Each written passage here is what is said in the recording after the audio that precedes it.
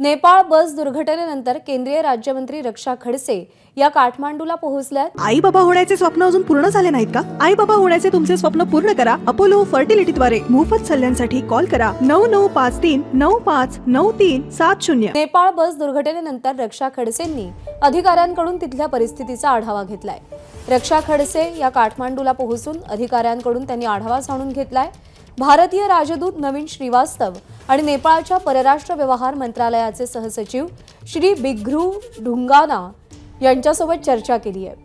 मृतदेह महाराष्ट्रात आणण्यासंदर्भात चर्चा झाल्याची माहिती मिळतेय।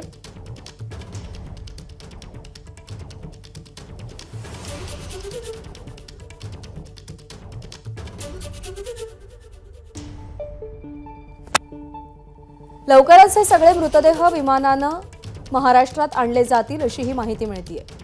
जळगावमधल्या काही भाविकांचा या मृतांमध्ये समावेश आहे आणि त्यामुळे रक्षा खडसे या काठमांडूला पोहोचल्यात आणि त्यांनी अधिकाऱ्यांशी चर्चा केली आहे।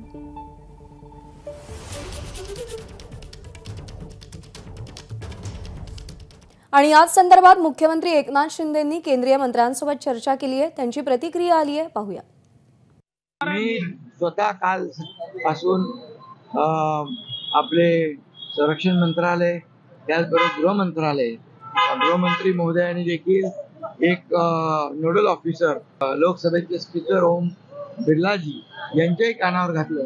त्यामुळे तिकडून केंद्र सरकारकडून पूर्ण एअरफोर्सचे विमान त्यांना आपल्याला गोरखपूर टू नाशिक इथे त्यांच्या डेड बॉडीज आहेत त्या पोहोचवण्यासाठी मदत होते। आपले जळगाव भुसावळचे लोक हे आहेत आणि त्यांना आणि त्यांच्या नातेवाईकांना जी जी काही मदत लागेल ती महाराष्ट्र सरकार देखील करते, केंद्र सरकार देखील आपल्याला मदत करते आणि आता जे जखमी आहेत त्यांचा देखील उपचार पूर्णपणे आपण करूया।